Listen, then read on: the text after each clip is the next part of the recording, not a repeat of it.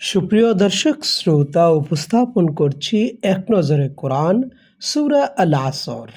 তারতিব বিন নুজুল, নাজিলের ধারাবাহিকতা তথা কোন সূরার পর এটি নাজিল হয়েছে তা বিবেচনায় এটি 13তম সূরা।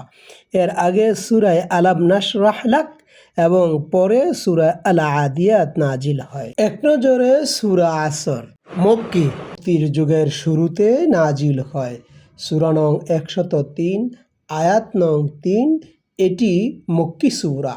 মেজর থিম, এই সূরার মেজর থিম হলো 1. সময়ের গুরুত্ব, 2. ক্ষতির মধ্যে মানুষের ডুবে থাকা, 3. ক্ষতি থেকে পরিত্রাণের উপায়। সেগমেন্ট, সময়ের শপথ। সময়ের শপথ করার মাধ্যমে আল্লাহ তাআলা সূরাটির সূচনা করেছেন। বেশিরভাগ মানুষ ক্ষতিগ্রস্ত, কিছু মানুষ ছাড়া দুনিয়ার বাদ বাকি সকল মানুষই ক্ষতির মধ্যে নিমজ্জিত। ব্যতিক্রম যারা, ক্ষতির হাত থেকে তারাই বাঁচবে যারা আল্লাহর দেয়া নির্দেশগুলো মেনে জীবন পরিচালনা করবে। গতিপথ 1. টাইম ম্যানেজমেন্ট বা সময় ব্যবস্থাপনা।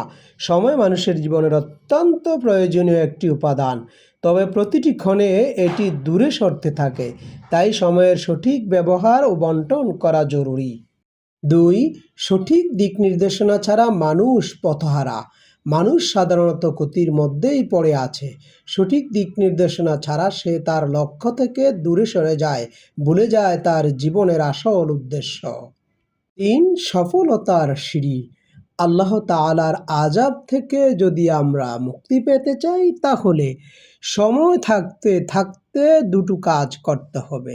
1. আল্লাহর উপর ঈমান আনতে হবে। 2. বেশি বেশি নেক আমল করতে হবে। 4.